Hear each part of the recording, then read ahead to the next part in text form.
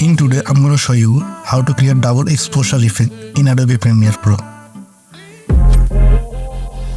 Here is the normal video clips,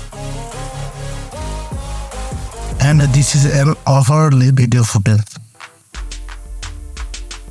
I will bring it to the top of the layer. Then we will go Effect Control and change the blending mode screen.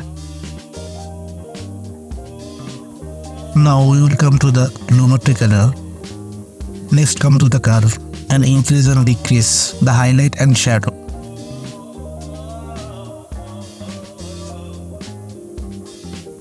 Lowering the shadow will make it appear smoother and clear.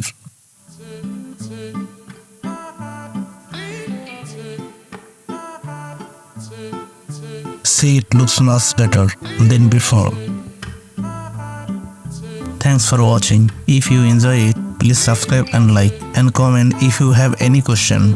See you again next time. Have a nice day.